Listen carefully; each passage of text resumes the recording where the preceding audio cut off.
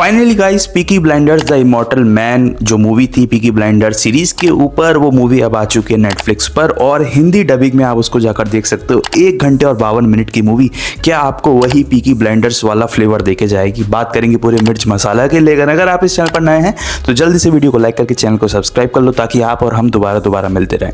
Peaky blinders show तो आपको याद होगा जिसमें मेकर्स ने जो किलियन मर्फी है उसको टॉमी शेल्बी के रूप में जब दिखाया था, तो उस तरीके से जो उसका स्वैग था, जो गैंग वॉर थी, जिस तरीके से वो गैंग को चलाता था, वो सारा फ्लेवर डाला था।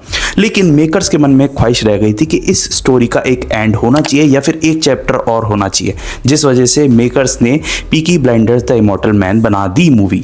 अब इस मूवी को वही लोग देख सकते हैं जिन्होंने पीकी ब्लाइंडर्स शो देखा है। ऐसा मैं इसलिए कह रहा हूं क्योंकि किलियन मर्फी का जो उसमें कैरेक्टर था शेल्बी का, उसको किस तरीके से उन्होंने निभाया, क्या उसकी पूरी कहानी है बर्मिंघम में, वो किस तरीके से रहता है, किस तरीके से गैंग चलाता है, किस तरीके से लोगों के दिमाग में उसकी इमेज बनी हुई है, वो सब आप जान लोगे, पहचान लोगे, समझ लोगे। जिसके बाद इस मूवी को देखोगे तब आप ज़्यादा कनेक्ट कर पाओगे। बात करें इस मूवी की, क्या ये आपको वही फ्लेवर देके जाएगी?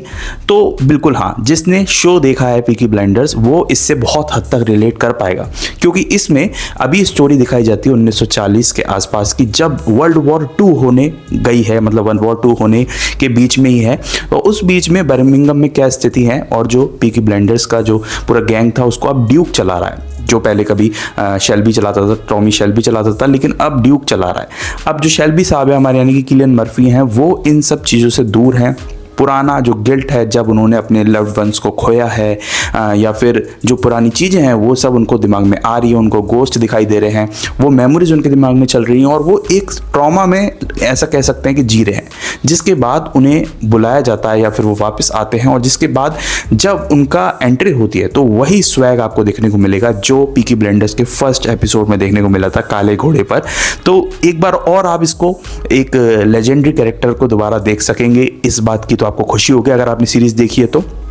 साथ ही में जिसने सीरीज नहीं देखी है, अगर वो पहली बार इस मूवी को देखने जाएगा तो उसको मूवी स्लो लग सकती है, बिकॉज बातचीत ज़्यादा है।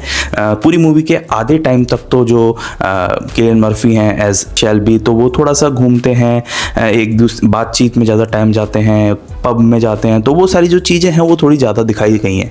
बट 1 घंटे और 52 मिनट में बहुत हद तक जो पोर्शन है वो एक स्लो पेसिंग मूवमेंट आते हैं, जिसमें बातचीत है, स्लो मूवमेंट चल रहा है, थोड़े से एस्थेटिक शॉट्स हैं, जिस वजह से नए व्यक्ति को मूवी स्लो लग सकती है। बट ऐसा नहीं होना चाहिए अगर आप एक पीकी ब्लाइंडर्स फैन रहे हैं और आपने सीरीज देखी है, तो इसलिए मैं कह रहा था सीरीज देख के आओ।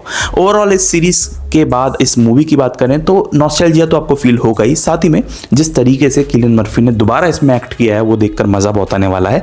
और मैं ये कहना चाहता हूँ कि कुछ सीन्स, कुछ डायलॉग्स जिस तरीके से इसमें दिखाए गए हैं, या फिर किस तरीके से जो हमारा शेल्बी है वो किस तरीके से मेमोरीज में जाता है, किस तरीके से उसको गिल्ट है, उसके अंदर ट्रॉमा है, वो सब चीज़ें जैसे प्रेजेंट की गई हैं वो लिटरली अमेजिंग है। तो मूवी इस पैमाने में तो खरी उतरती है कि जो पीकी ब्लाइंडर्स फैन थे उनको इन्होंने निराश तो नहीं किया, लेकिन इस मूवी में ज़्यादा कुछ एक्सप्लोर करने के लिए मुझे ऐसा लगता है कि स्टोरी में उनके पास था नहीं।